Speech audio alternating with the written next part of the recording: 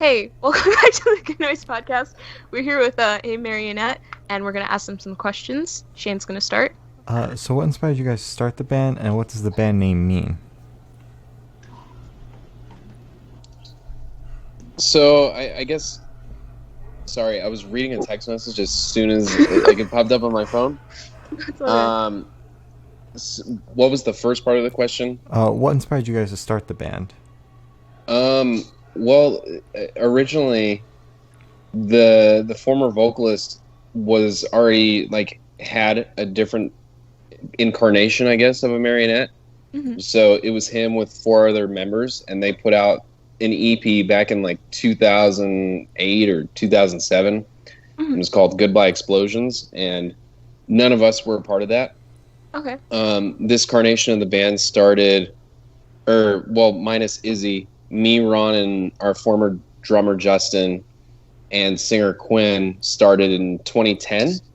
Mm-hmm. And we kind of came together just from being in different bands. Quinn had basically parted ways with everybody that was in Amarionette prior, and then they never really I think they played maybe one or two shows, so they were like a band, I guess, quote unquote. They were a marionette, but excuse me, myself and our former drummer were in a band, and Ron was in another band in Vegas here in town, and we had talked with our former vocalist Quinn about meeting up or starting something, and we kind of just took over the name of Marionette, and that's how the band got started. And then, long story short, we kicked Quinn out at the end of 2017, Mm-hmm. and found Izzy. All right.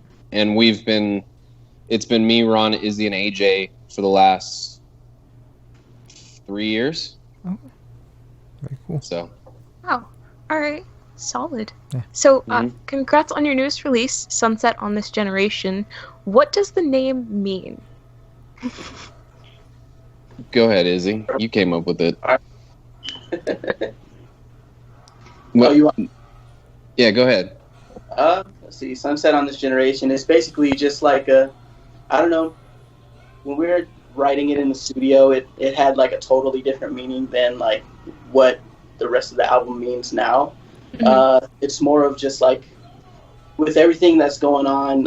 It's kind of like a sunset on. I don't know, Nick. You can explain it better, bro. The way that Yeah. you So it's just a new beginning, a new Okay. chapter. We're leaving, everything in the past behind, and it's a new beginning. It's a new chapter. I mean, that was my interpretation of it from the start. Wake me up when the sun sets on this generation.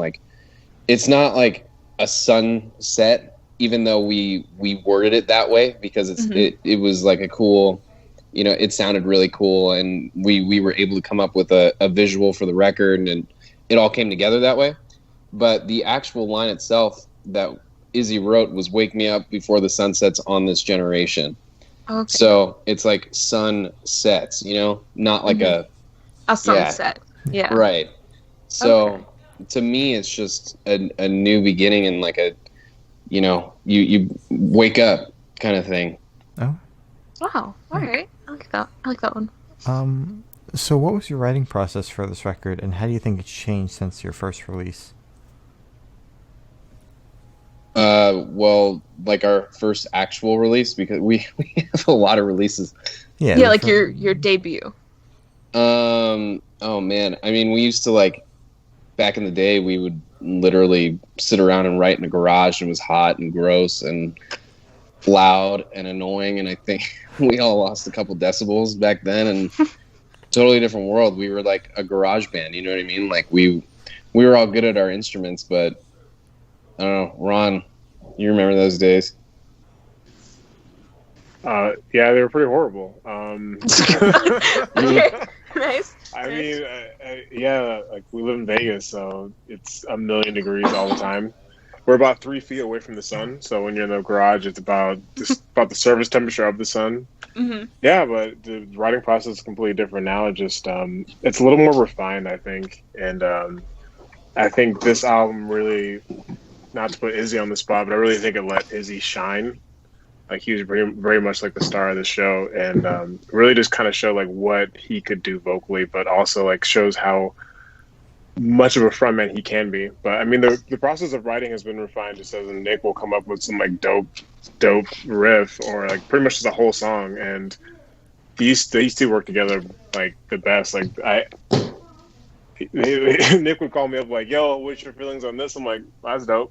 Like I didn't really have any input just because I'm like, yeah, this is really sick. Because him and Izzy be working together on vocals and like melodies, and it just came together beautifully as opposed to just trying to write something in while you're covered in sweat. So yeah, it used to be like we'd write something in the garage, and then Quinn would like come up with a melody or something, and then we'd go into the studio and we'd be like, "What the hell happened?" Like, that's totally different than like, or if it was what he was writing in the garage, you would never hear it because it was just so drowned out. You would never. It was like, that's what you've been saying this whole time, or like now it's so much more polished because me and Izzy will like FaceTime for a couple hours, and we'll he'll have an idea and I'll have an idea, and we'll combine it, and like we send each other the lyrics, and we know exactly like what's going on, and it's a much more like controlled environment, and I think it works better that way.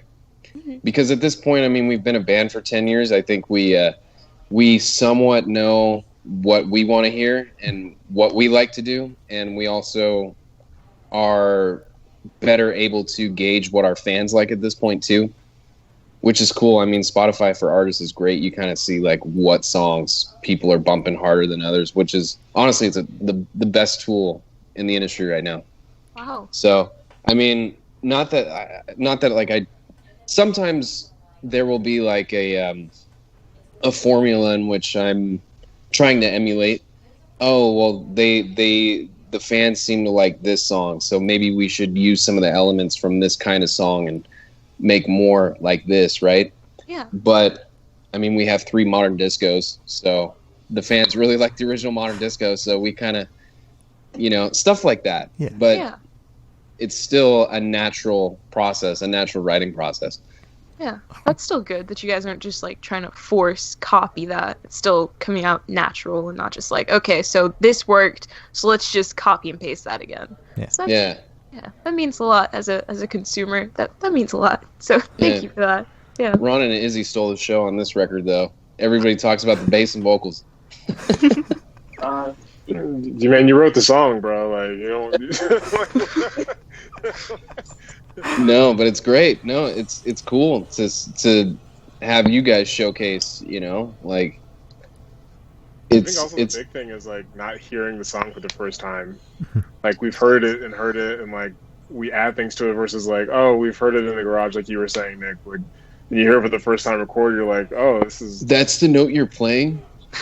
Yeah. Oh, man, that works. That doesn't work, Yeah, switch it up. Yeah. Makes sense. So, where was your headspace while writing Sunset on this generation? Nervous. All right, nice. We were in the middle of the shutdown, and I was like, "Fuck this! We're gonna write this album like right now." Because if we don't, like, I don't know what else we're gonna do. So we just got to work. Honestly, it wasn't like that the whole time, but we were definitely like, what's going on with the world? What's gonna happen? What are we doing? So there was a bit of stir craziness in it. I think if you go and read the lyrics, like you can kind of gather some of the themes are about self-growth and just like journeys or whatever, personal issues. But it was probably, I speak for myself, but I'd say that's the most, that was one of the biggest accolades that the band has done, is finishing a record in like a weird time, I guess. Yeah. So I'm glad we did, though, because I don't think we would have finished the record until late this year if we didn't. So I'm so glad we put it out during the summer while people are at home listening to music and doing their thing. So if you guys wrote this in quarantine, then when was it recorded? Guitars, dude, some of these songs we had recorded in like 2017, 2018, 2019. Like, we went through the vault on this album, and when before you listen to it with like before vocals and stuff and before any mixing, mastering, any polishing, I think all of us were like, fuck, is this album gonna work? Like, all these songs are so different, and you can tell like they were written at different times, but it was cool because you could tell what songs we experimented with and what songs were like, oh, this is kind of like the typical Amarionette song, and then this is out of left field, this is kind of new.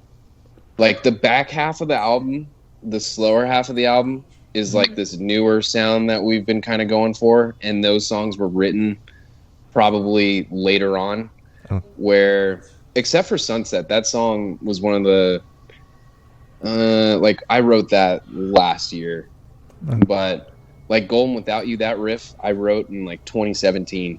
Wow. And it was supposed to be on a different batch of songs, but I couldn't find like just never got around to finishing it.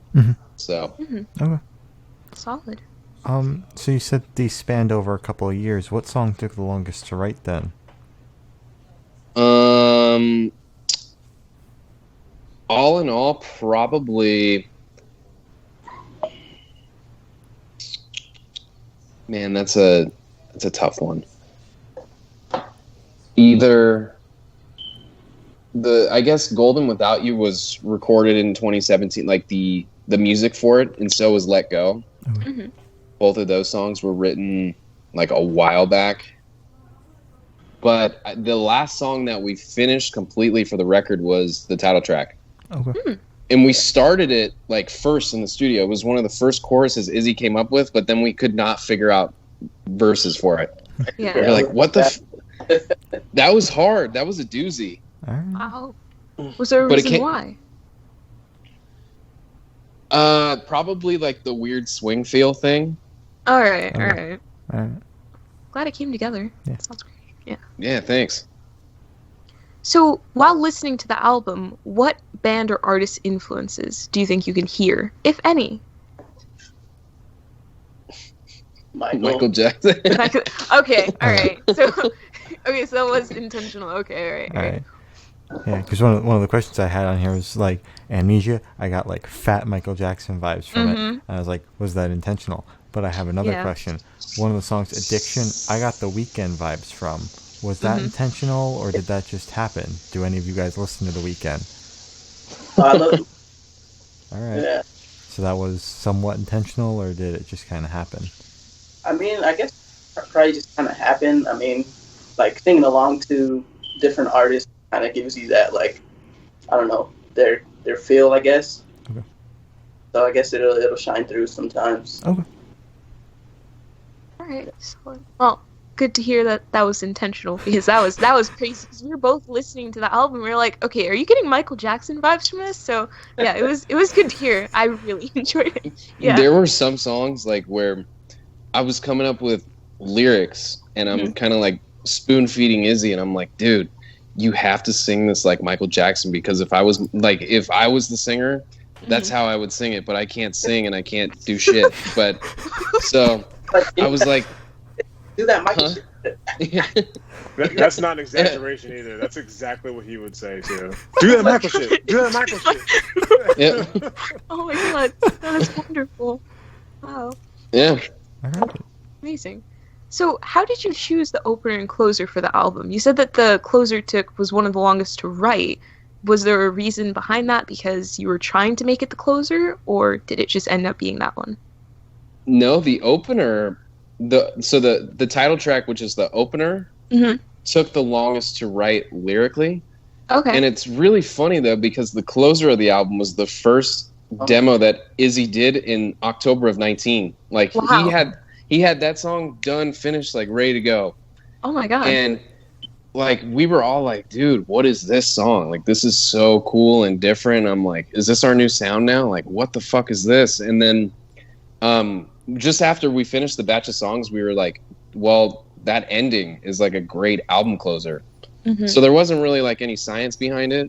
Okay. It was pretty hard to pick an opener though, because we didn't have that intro to the album just naturally happen. It was like, well, this song is like probably the most powerful one on the album, in my opinion. Like rock hard, I guess.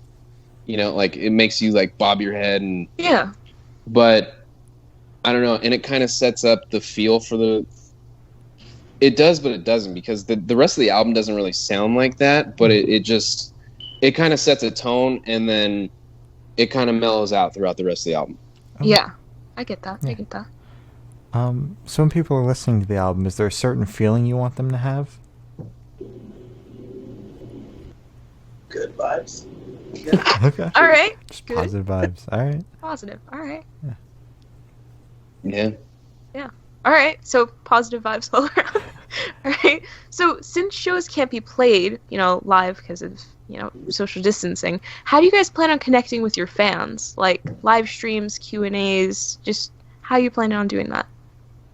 Yeah, I mean, we definitely need to do more Instagram live things, like actually come up with a flyer and be like, yo, we're coming on this Sunday or something.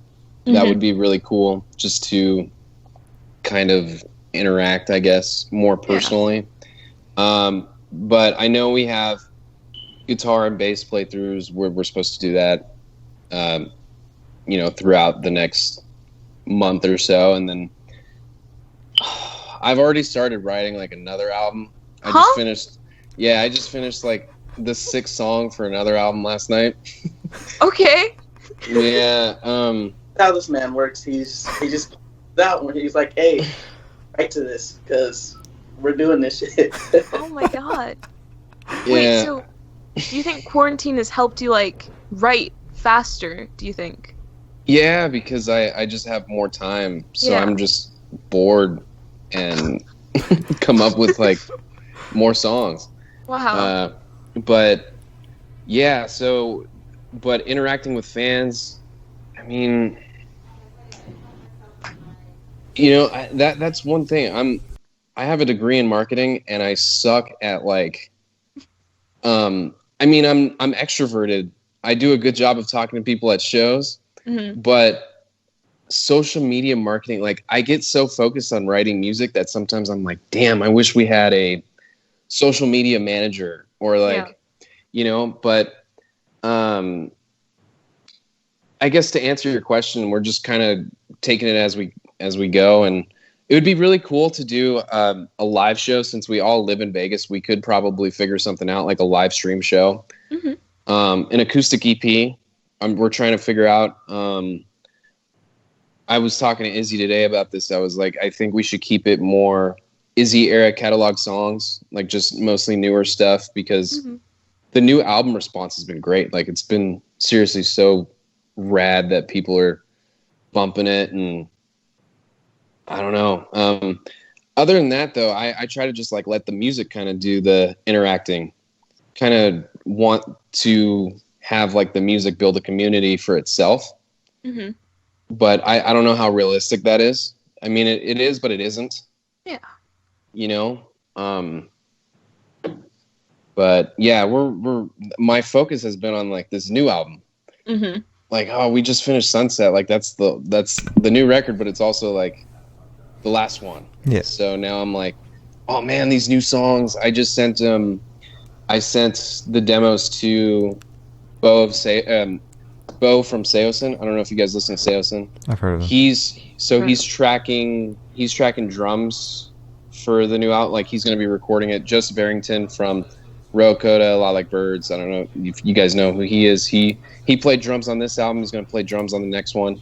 Wow. So we've been kind of like finalizing those little details, like planning out the next album. I know it's kind of weird, but if we're able to, I'm kind of just like, fuck it. Like, let's just keep putting out music. That's what we like to do. Yeah. That's what we're good at. Yeah. I mean, you guys have the Wow. time. Might as well. Exactly. Yeah. Yeah. So when shows do come back, do you guys have a top three songs that you're looking forward to playing off of this album? Y'all go ahead. Traumatized. Sunset would be dope. Yeah, Traumatize is like up there. Like that's Poison would be cool too. I like all those mellow songs. Okay. Mm-hmm. You know I'm gonna say Sad Dre, dude. I mean, Sad Dre too, man. All those songs. Those 3 songs. Oh man. All right. I'm so down. Or Luminescent Nights. I would really want to play that one live too. Slow it down. I think it's hard. It's one of the first albums I've been like, I don't want to play that song. I'm kind of like, dang, I don't know which ones to pick. Like, they're all really, really good. Mm-hmm. All right. You'll have to see it. Mm-hmm. So. All right. So, where do you guys see the band in the next 5 years? Hopefully we have like just a bigger following. I mean, the goal is to kind of like build a cult following that will just stick with you. Yeah. You know, I think that's kind of the future of music with this current format, with streaming services and just finding people that are like all about you.